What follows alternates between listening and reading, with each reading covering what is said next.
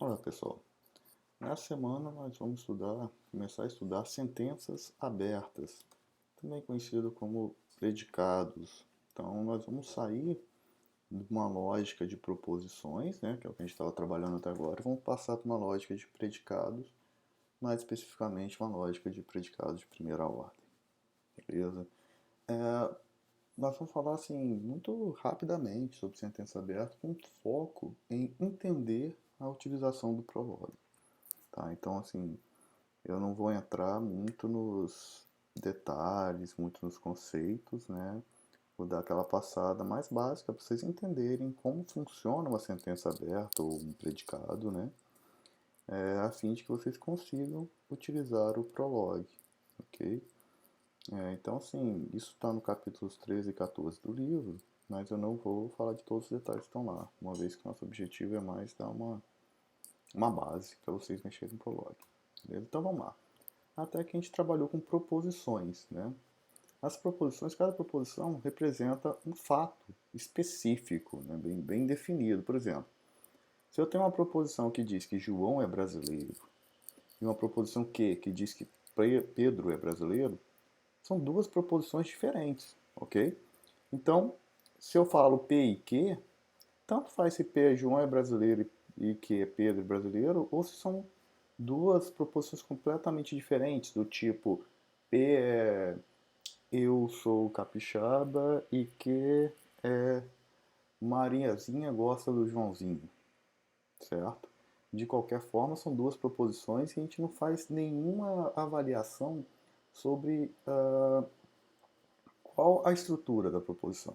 Mas se a gente olhar direitinho aqui, a gente olhar com atenção, nós vamos ver que apesar de serem duas proposições diferentes, e de fato são, ambas proposições falam de uma característica em comum entre João e Pedro, que é o fato de ser brasileiro, ok? Então nós podemos dizer que ser brasileiro é um predicado, né? Uma característica de João e de Pedro. Então, brasileiro ou ser brasileiro é um predicado e pode ser modelado como uma sentença aberta. Por exemplo, posso falar que eu tenho um conjunto X de indivíduos aos quais se aplicam a característica de ser brasileiro, ok? Então, para falar que você tem um conjunto X de elementos que possui uma determinada característica, é que a gente usa o conceito de sentença aberta ou predicado, beleza? Então, o que até agora nós trabalhávamos com proposições, a partir de agora nós vamos trabalhar com essas sentenças abertas ou predicados. Então, formalmente falando, né, uma sentença aberta em A é uma expressão P de x, se somente x, P de x é uma proposição, né, toda vez que se substitui x por um elemento do conjunto de A. Né? Então, por exemplo, aqui eu estava falando que brasileiro é uma proposição. Ser brasileiro, desculpa, é uma sentença aberta. Por quê? Se eu troco esse x aqui por um valor, isso aqui se transforma em uma proposição. Por exemplo, se eu troco o x por João, eu estou falando que João é brasileiro, é uma proposição. Se eu troco o x por Pedro, eu estou falando que Pedro é brasileiro, é outra proposição. Se eu troco o x por Mariazinha, Mariazinha é brasileiro, é outra proposição. Ok? Então, uma sentença aberta ela se transforma numa proposição toda vez que você troca a variável dela, né, a variável aberta dela, por uma constante, por um indivíduo. Se essa variável satisfaz essa, essa sentença, ou seja, se a proposição formada quando eu substituo a variável pela constante, essa proposição é verdadeira, disse que essa constante satisfaz essa sentença. Então, por exemplo, voltando aqui, ó, brasileiro X, se João é brasileiro é verdadeiro, a gente diz que João satisfaz a sentença brasileiro, ou seja, o predicado de ser brasileiro se aplica a João, beleza? Então aqui nós temos alguns exemplos, né?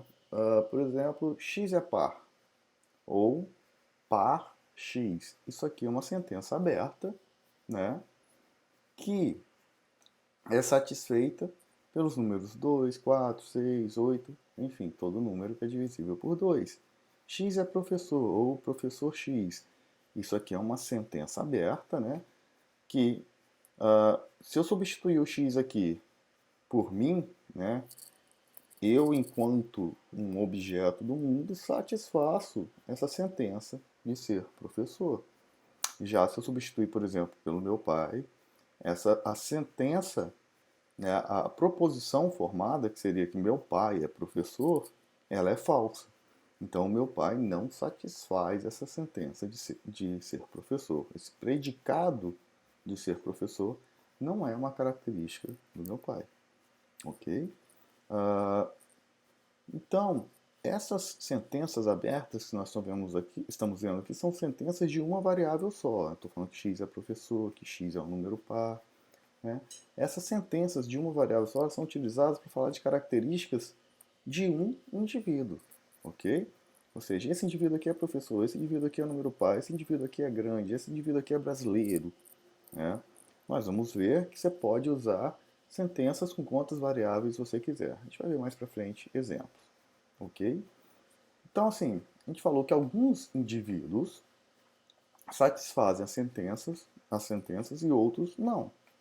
Como, por exemplo, no caso da sentença ser professor, eu satisfaço essa sentença, mas meu pai não. Né? Vocês, acredito que a maioria, se não todos, não satisfazem essa sentença de ser professor, mas todos, certamente, satisfazem a sentença de serem alunos do IFES. Ok? Então, o conjunto de indivíduos que satisfazem uma determinada sentença, eles são chamados de conjunto verdade dessa sentença. Então, o que é o conjunto verdade da sentença? É um conjunto de elementos pertencente ao domínio dessa sentença, tal que a proposição formada quando você substitui a variável da sentença por esse elemento é verdadeira. Beleza? Esse é o conjunto verdade. Note que aqui a gente está falando que este elemento ele pertence a um determinado conjunto de indivíduos. Por quê? Porque quando você está pensando numa sentença aberta, você está pensando em um determinado domínio de aplicação, né? Então, a gente não vai chegar nesse ponto aqui, mas nós temos em lógica, né?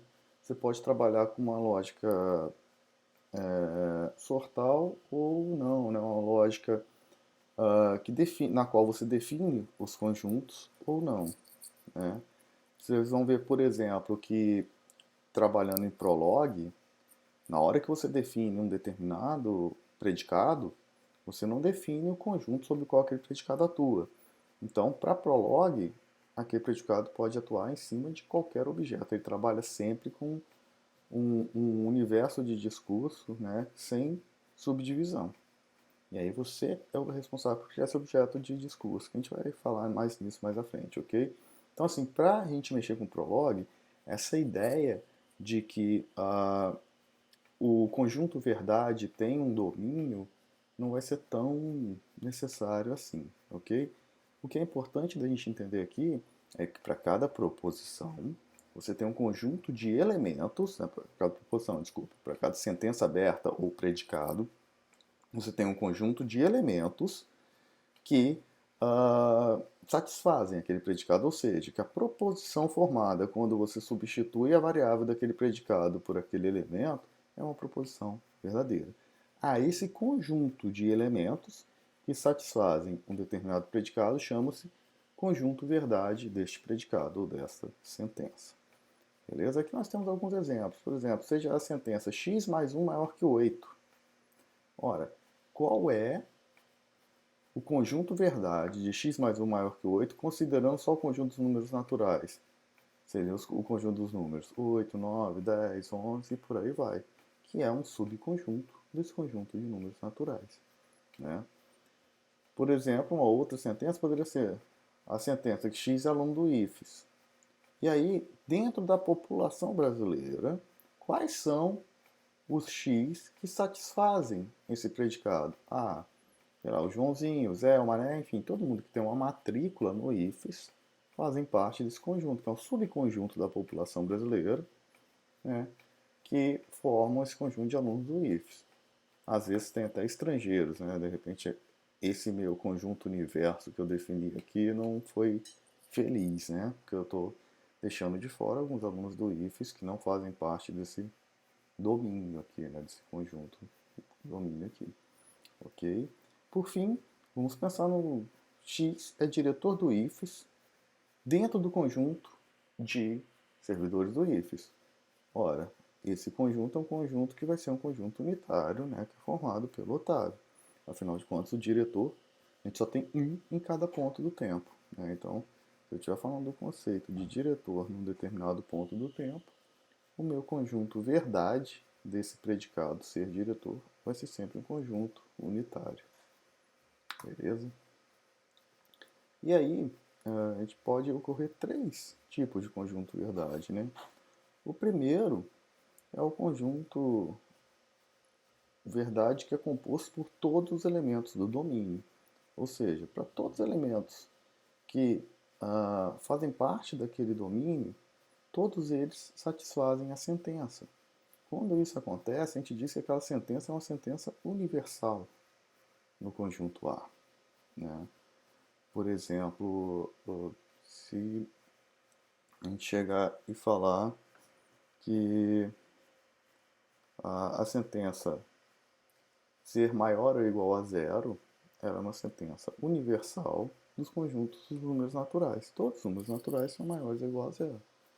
Então, a sentença ser maior ou igual a zero é universal dentro do conjunto de números naturais. Né?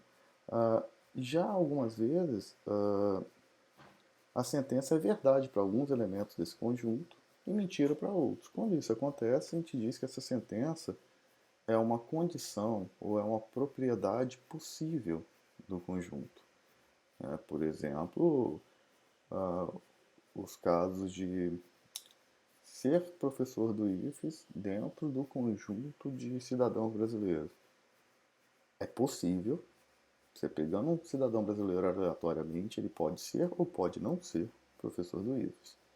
Nem todo mundo vai ser, então não é um conjunto universal, mas também nem todo mundo não vai ser, então não é um conjunto, não é uma condição impossível, ok? Então é uma condição possível. Já quando nenhum elemento então nenhum elemento do meu conjunto satisfaz, né, a propriedade, essa propriedade é uma propriedade impossível dentro desse conjunto. Então, por exemplo,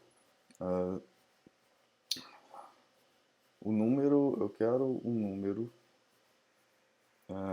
que seja resultado, um número racional que seja resultado da raiz quadrada de um número negativo.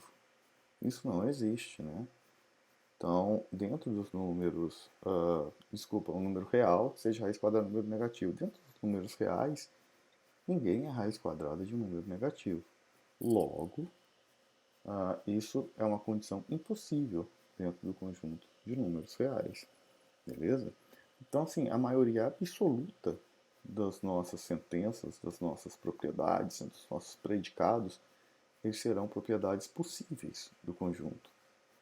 Raras vezes a gente tem propriedades universais e as propriedades impossíveis são coisas que a gente tem até que tomar cuidado, né? Porque para que eu vou modelar uma propriedade que ninguém a satisfaz, né? Quando eu digo ninguém a satisfaz, não estou falando que ninguém a satisfaz num ponto do tempo, porque isso pode acontecer, né? Mas eu digo que seja impossível de alguém do meu conjunto satisfazer, né?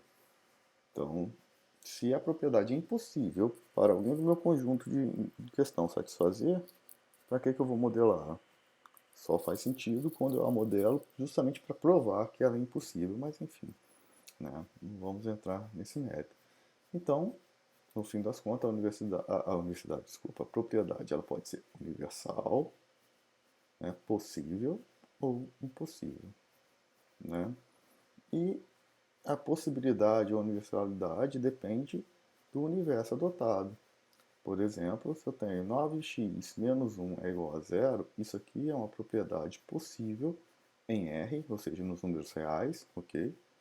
Porque vai ter número real que atende a isso e outros números reais não atendem a isso, mas é impossível nos números naturais. Por quê? Porque os números naturais são os números maiores ou iguais a zero.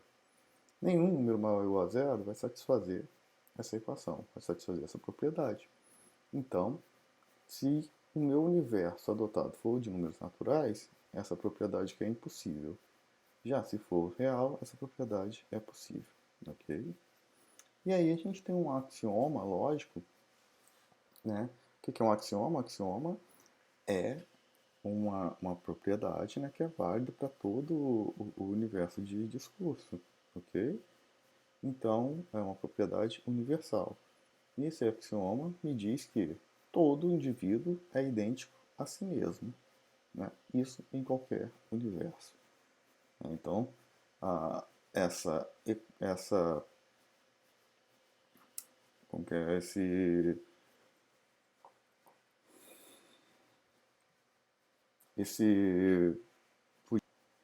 esse operador lógico aqui, né, que nós chamamos de igual, é um operador que toda vez que eu pegar um objeto e comparar com ele mesmo, a partir do operador igual, a resposta vai ser verdade. Todo objeto é idêntico a si mesmo. Beleza? Então, até agora, a gente falou de sentença aberta com uma variável. Né? São aquelas sentenças que trazem características do indivíduo, como, por exemplo, ser brasileiro, ser capixaba, ser professor, ser estudante, ser um número par, ser um número ímpar, ser um número que somado a 1 tem como resultado um outro número maior que zero e por aí vai. Né? Mas a gente pode também ter sentenças com duas variáveis. Né? Uma sentença com duas variáveis, ela torna-se uma proposição verdadeira toda vez que você substitui essas duas variáveis por um par ordenado, né? E aí a gente diz que esse par ordenado faz parte do conjunto verdade dessa sentença, ou seja, se a proposição formada pela substituição das duas variáveis por um objeto A e um objeto B, se ela é verdadeira, a gente diz que o par A e B satisfaz a proposição. Então vamos lá, vamos a exemplos, né, que fica mais claro. Por exemplo, se eu falar x é o dobro de y. Ora, essa propriedade x é o dobro de y, essa sentença, ela é satisfeita por vários pares. Por exemplo, 4 e 2. 4 é o dobro de 2. Então, note que quando eu substituo x por 4 e y por 2, eu formo uma sentença, uma proposição verdadeira, né? 4 é o dobro de 2. Então, o par ordenado 4 e 2, eles satisfazem essa propriedade, é o dobro de. Eles satisfazem essa sentença, é o dobro de. Ok?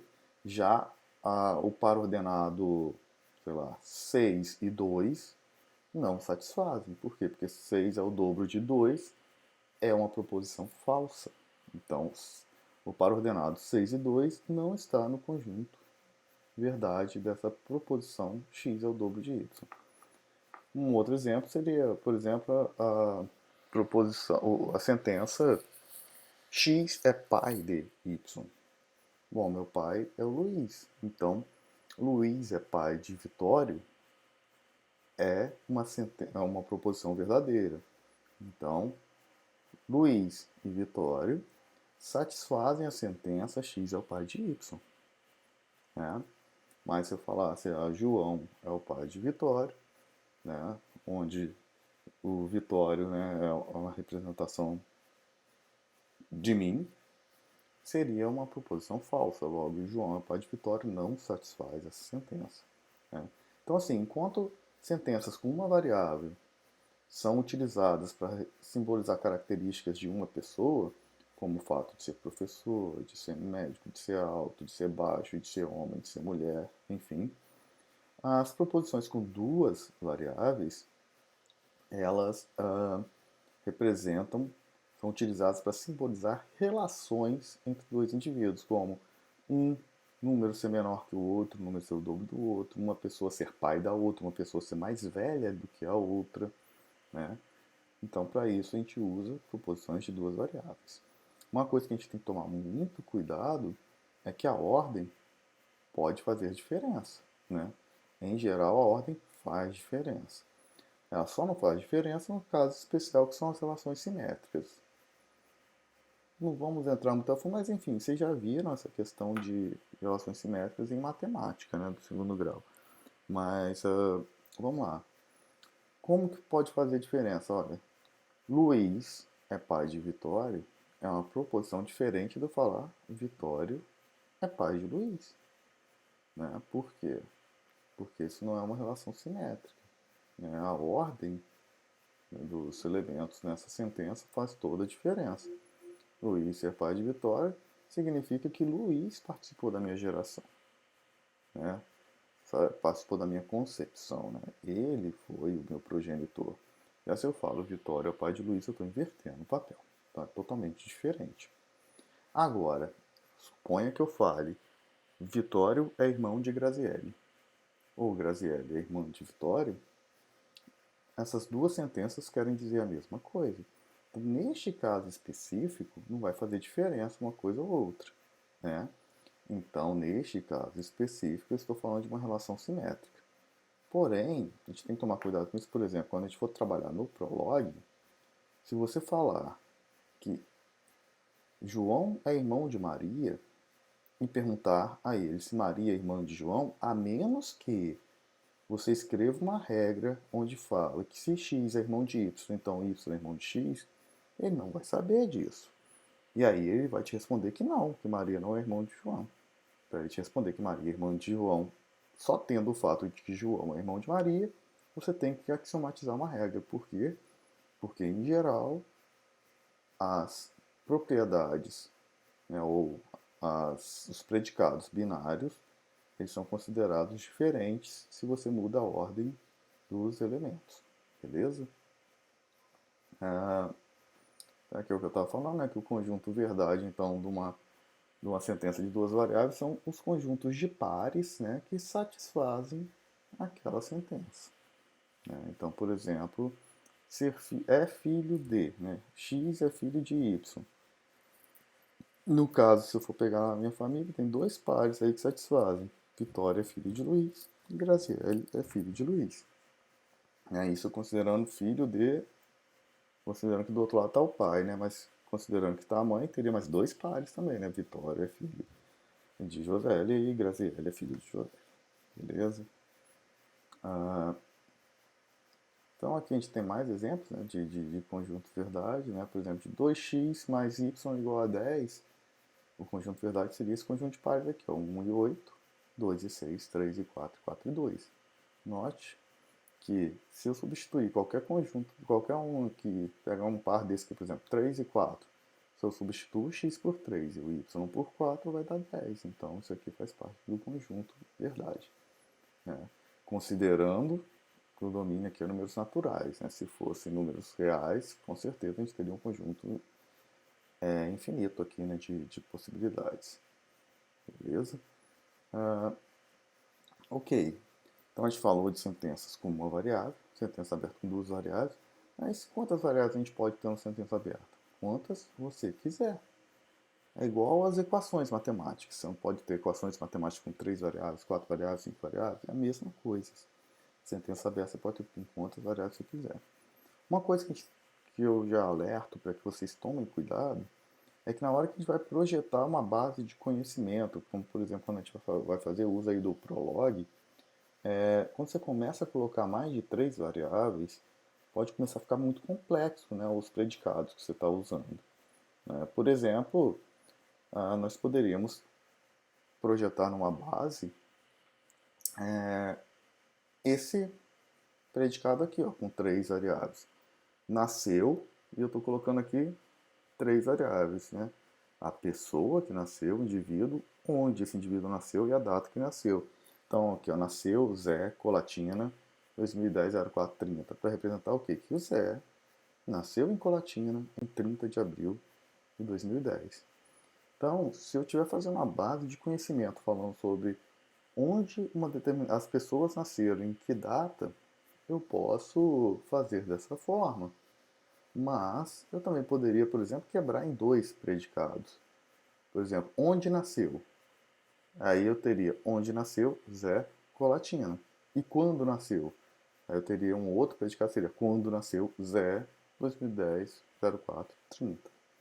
Então, assim, não há uma regra de que fale, use três variáveis, use no máximo duas variáveis. Não. O que você tem que verificar se a gente, por exemplo, fosse falar de pessoas, onde essas pessoas nasceram e quando elas nasceram, eu poderia optar por um predicado ternário como esse aqui, né? Ou eu poderia optar por dois predicados binários, falando onde ele nasceu e quem é a pessoa, quando nasceu e quem é a pessoa. Se eu opto por dois binários, eu vou ter mais fatos na minha base, porém os fatos serão mais simples. Se eu opto por esse ternário, eu vou ter menos fatos, porém fatos mais complexos. Aí é uma questão de decisão na hora que estiver modelando, e vocês vão ver um pouco mais sobre isso quando vocês estiverem fazendo na prática lá em Prolog. Beleza? Então aqui é mais um exemplo de conjunto verdade, né? Então, qual seria o conjunto verdade de 2x igual a 6, por exemplo? Nos números naturais, né? O único elemento desse conjunto de verdade seria o número 3, então seria um conjunto unário. Para x é divisor de 27, considerando esse conjunto aqui, ó, o conjunto de verdade seria o quê? O 3 e o 9, né? Que são os dois divisores de 27 nesse conjunto aqui.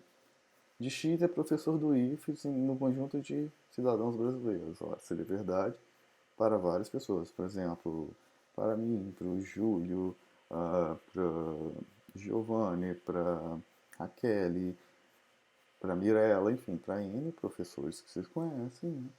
Seria verdade, né? Nós faríamos parte desse conjunto verdade, né? O conjunto verdade de x é reitor do IFES, por exemplo, seria outro conjunto unitário, né? Isso em um ponto do tempo, né? Seria um conjunto unitário formado apenas pelo Jadir hoje, ok? Então, assim, quando, além de você ter sentenças com mais de uma variável, você pode ter mais de uma sentença utilizada juntas para formar uma sentença composta.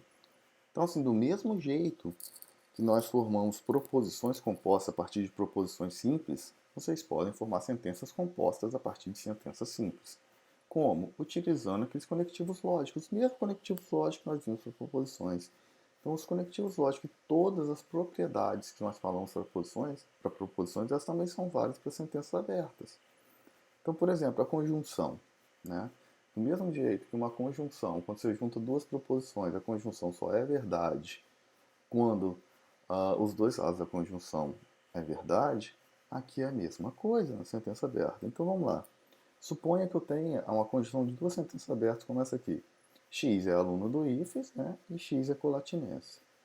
Qual vai ser o conjunto verdade dessa proposição?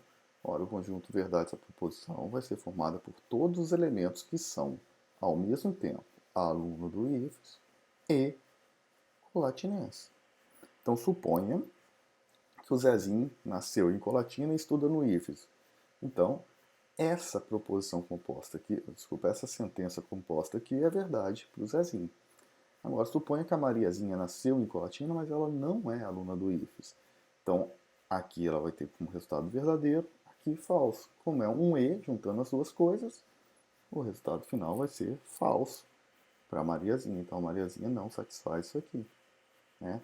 No final das contas, esse raciocínio de substituir as variáveis por constantes e verificar se para aquela constante aquela proposição é verdadeira ou não, é a base de tudo para você entender o Prolog. Beleza? Então, vamos ao outro exemplo aqui. Ó. X é pai de Y e X é colatinense. Então, o que a gente tem como conjunto verdade aqui? Todos os pares x e y, né? Onde o x é colatinense e y é um filho de x. Então, por exemplo, se meu pai fosse colatinense, ok? O que aconteceria? Eu substituiria x por Luiz, que é meu pai, e y por mim. Luiz é colatinense? Verdadeiro. Luiz é pai de Vitória? Verdadeiro. Então, Luiz e Vitória são parte do conjunto verdade dessa proposição composta aqui. Mas, de fato, meu pai não é colatinense. Então, Luiz, Vitória. Luiz é pai de Vitória? É verdadeiro. Mas Luiz é colatinense? Não, falso. Então, o par Luiz-Vitória não satisfaz essa sentença composta aqui. Beleza? Então, note que para satisfazer uma sentença composta, né, vale o predicado com maior número de variáveis. Aqui neste caso, o pai de são duas variáveis. Então, para satisfazer essa sentença composta, eu tenho que ter no mínimo duas constantes. Né? Uma para substituir o x, outra para substituir o y. Beleza? A mesma coisa vale para disjunção. Né? Na disjunção, é verdade se um dos dois lados forem verdade, não é isso? Então, por exemplo, suponha que eu tenha essa sentença composta aqui, ó. X é capixaba ou X é mineiro. Ora, eu sou capixaba. Então, eu vou substituir, se eu substituir aqui o X por Vitória, eu vou ter Vitória capixaba ou Vitória mineiro. Ou Vitória capixaba é verdadeiro, Vitória mineiro é falso. Verdadeiro ou falso é verdadeiro. Então, eu satisfaço essa proposição composta. Beleza? Já se pegar, por exemplo, o Joãozinho que é baiano, né? Joãozinho é capixaba? Não, falso. Joãozinho é mineiro? Não, falso. Falso ou falso é falso. Então, para o Joãozinho, essa sentença não é válida. Né? Então, todas aquelas regras que nós estudamos sobre os conectivos lógicos, que eram válidas lá nas proposições, são também válidas aqui, né, nas sentenças abertas. Note que a gente pode fazer junções entre e ou, enfim, assim como nós fazíamos nas proposições. Então, o que nós estamos obtendo aqui? Ó?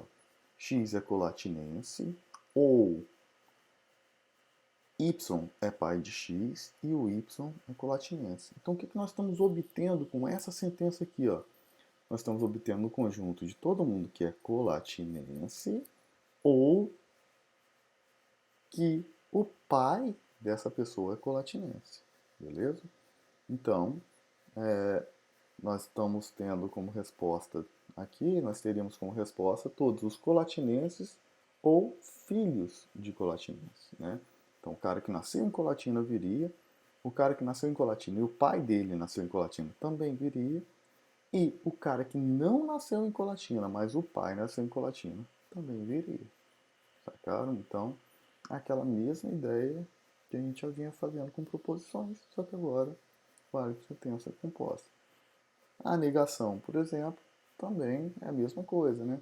A negação, na verdade, ela vai trazer como conjunto verdade todos os elementos que não satisfazem aquela sentença. Então, por exemplo, não capixaba x, isso aqui vai ser verdade, né? Vai ser true para todos os elementos que não são capixabas. Porque os que são capixaba, capixaba x devolveria true. Só que eu tenho um não para frente, vai virar falso. Então, toda essa lógica continua valendo. Ok? A única coisa que a gente introduziu é o fato de que essa variável vai ser substituída por constantes. Certo? Então, assim, estou falando isso tudo, né, na teoria, mas a gente vai começar a praticar isso usando o Prolog. O Prolog ele trabalha o tempo todo com sentenças abertas. Né? E aqui eu vou só falar umas observaçõezinhas que vocês têm que ter em mente na hora que vocês começarem a programar Prolog, porque eu vejo muita gente errando essas besteirinhas aqui, tá? Mas o Prolog em si, ensinar a mexer no Prolog vão ser em outros vídeos, ok? Na verdade, eu vou usar vídeo de um outro curso que eu achei muito legal, achei muito básico, e a outra vez que eu dei essa disciplina, o pessoal me deu um feedback muito bom sobre esse curso, então eu vou usar esse material de outro professor, ok?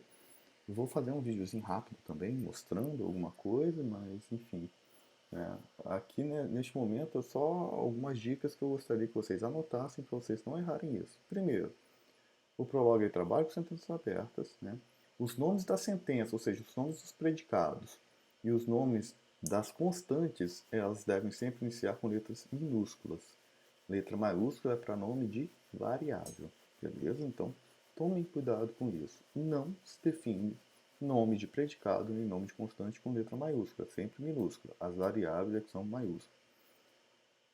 O Prolog, ele trabalha com sentenças em cláusula de for. A gente vai ver isso na próxima semana, né, mais a fundo, porque aqui por enquanto a gente não vai trabalhar com regras, mas enfim, nas cláusulas de for, os dois operadores que são importantes são o e, que é representado por uma vírgula, e o condicional. Só que o condicional a gente ainda não vai usar agora, a gente não vai usar essa semana, porque a gente ainda não vai fazer regras. Na semana, como a gente está começando com o Prolog, quero ir devagar, quero que vocês mexam só com fatos, tá? E então a gente não vai ver o condicional ainda. E por fim, uma coisa que é importante a gente ter em mente é que um programa em Prolog ele é dividido em duas partes, os fatos e as regras. O que são os fatos? Os fatos são verdades sobre o mundo. São informações que você tem sobre o mundo. E o que são as regras? As regras são leis que regem esse mundo e que a partir da aplicação dessas regras sobre os fatos, você vai conseguir gerar novos fatos. Ok? Nessa semana a gente ainda não vai trabalhar com as regras. A gente vai trabalhar com fatos e com a possibilidade de fazer perguntas ao Prolog sobre esses fatos. Por exemplo, nós vamos trabalhar com fatos do tipo João é capixaba e o Zé é pai do João. E aí se eu perguntar pro Prolog, o Zé é pai de X, tal que X é capixaba, ele vai me falar que sim, né? Ou se eu pedir, me dê o nome de todo X cujo filho é capixaba. Ele vai me devolver, ó, o filho do João é capixaba. Sacou? Então, a gente vai trabalhar um pouquinho, vai brincar um pouquinho com essa questão de colocar fatos e depois perguntar fatos que o Prolog consiga deduzir. Beleza? Então é isso, pessoal. Olha só, quais são os próximos passos dessa semana? Primeiro vocês vão ter que instalar, né, o Prolog na máquina de vocês, o SWI Prolog. Na verdade, eu acho que é até melhor vocês verem a videoaula primeiro, né? Porque na primeira videoaula do curso que eu indico, ele fala um pouquinho sobre de onde pegar o SWI Prolog, né? Eu vou colocar também o link aqui no AVA, né? Então é só pegar o link do AVA e instalar Next, é tranquilinho de instalar, beleza? Depois vocês vão ver a videoaula justamente para aprender a mexer no Prolog. E aí partir para desenvolver a atividade prática, beleza? É muito tranquilo, tá, de desenvolver. E aí na quinta-feira, de qualquer forma, às 16, como de costume, nós vamos ter a aula para tirar dúvidas, né? Então tragam as dúvidas. É fundamental que vocês instalem e tentem começar a utilizar o Prolog. Tentem fazer os exemplos que estão nas videoaulas, por exemplo, até quinta, para terem dúvidas na aula de quinta, beleza? Então, concentrem-se nisso. Acabaram essa videoaula aqui, pega, assiste a primeira videoaula do curso lá. Eu estou indicando duas, a primeira e a segunda videoaula desse curso introdutório, né, para essa semana. Mas na hora que vocês virem a primeira, eu acho que já vale a pena parar e instalar, né, o Prolog. E depois ver a segunda. Depois que você instalar, tenta fazer o exemplo da primeira, depois segue a segunda vendo a aula e já fazendo os exemplos. Eu também vou desenvolver uma videoaulazinha, mesma linha dessas duas, e aí você vê a minha videoaula também, vai fazendo os exemplos, né, no Prolog para praticar, e aí depois disso é que vocês partem para fazer a atividade prática, que é bem simples, a atividade prática dessa semana. E aí nós vamos ter uma aula então para tirar dúvida na quinta às 16. Ok? Então é isso, pessoal. Divirtam-se aí com Prolog, com lógica, que é bem bacana, né? É bem divertido mesmo trabalhar nessa matéria. Espero que vocês gostem. Então, bons estudos.